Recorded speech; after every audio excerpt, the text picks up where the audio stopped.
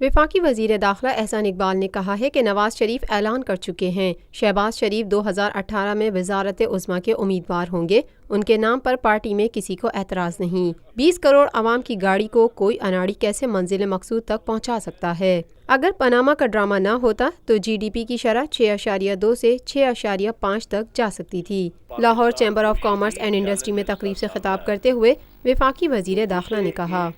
تجربہ کار قیادت کی ضرورت ہے،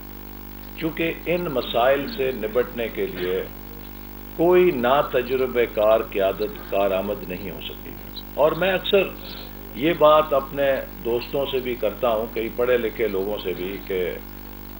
آپ اگر ایک نئی گاڑی لے کر آئیں اور ایک ایسا شخص جو بہت اچھی تقریر کرے اور کہے کہ مجھے آپ پرانے ڈرائیور کو نکال کے گاڑی کا ڈرائیور نیا رکھ لیں، تو آپ کے ذہن میں پہلا سوال کیا اٹھتا ہے کہ اس میں چابی دینے سے پہلے یہ یقین کر لوں کہ اس کو تجربہ ہے، اس نے پہلے گاڑی چلائی ہے۔ لیکن اگر آپ کو یہ پتا چلے کہ اس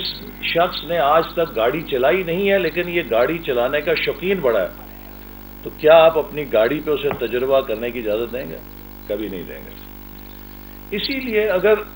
ایک 15 لاکھ 20 لاکھ کی گاڑی یا ایک موٹر سائیکل اناڑی ڈرائیور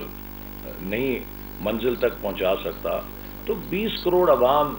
کی گاڑی کو کوئی اناڑی ڈرائیور جس نے آج تک نہ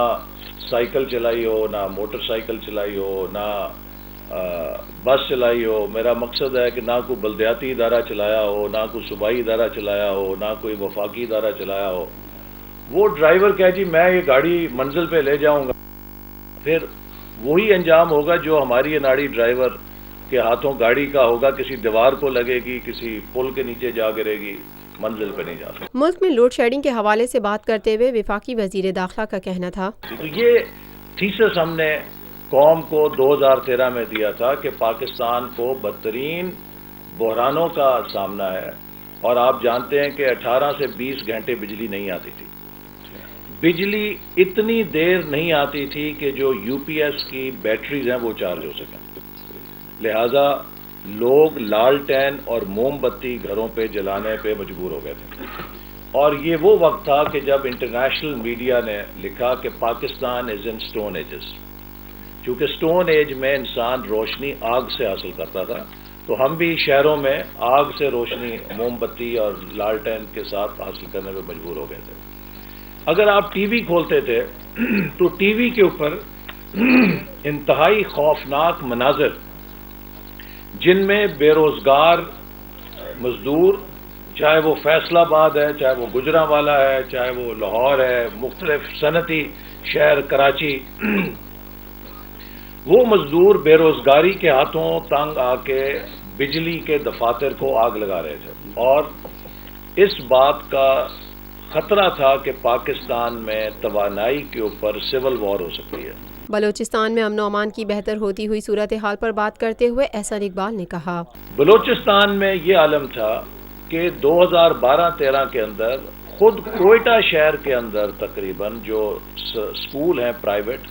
ان کے اندر بھی قومی ترانے کو گانا جرم بن گیا تھا، اور قومی پرچم کو لہرانا بھی جرم تھا۔ سرکاری اسکولوں پہ لوگ پرچم نہیں لہراتے تھے۔ میں ایک خضدار انجینئرنگ یونیورسٹی میں گیا اور وہاں پہ مجھے پرنسپل نے بتایا کہ ایک پاکستان کے خلاف نعرہ لکھا ہوا تھا اور کسی میں جرت نہیں تھی کہ اس نعرے کو مٹا سکے۔ یہ بلوچستان کی کیفیت تھی جو جنرل مشرف کی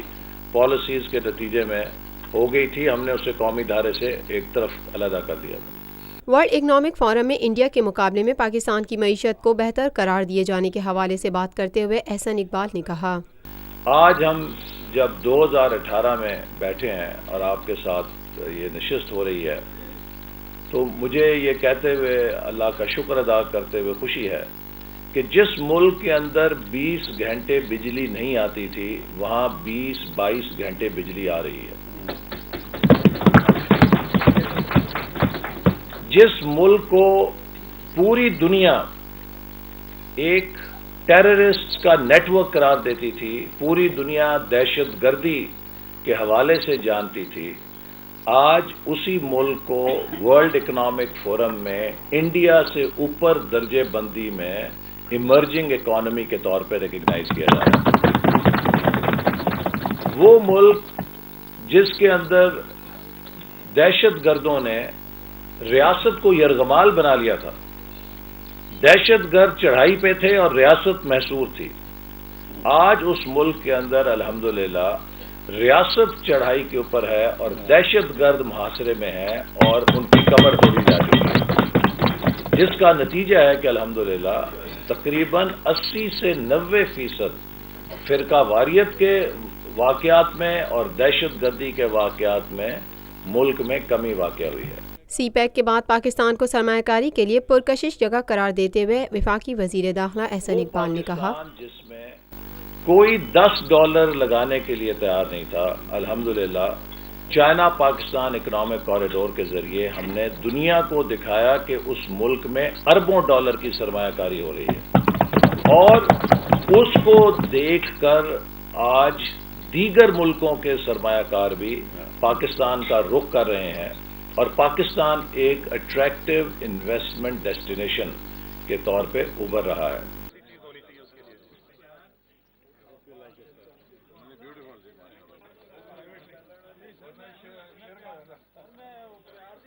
یہ ہے خبر کا جہاں اور آپ دیکھ رہے ہیں TNN TV۔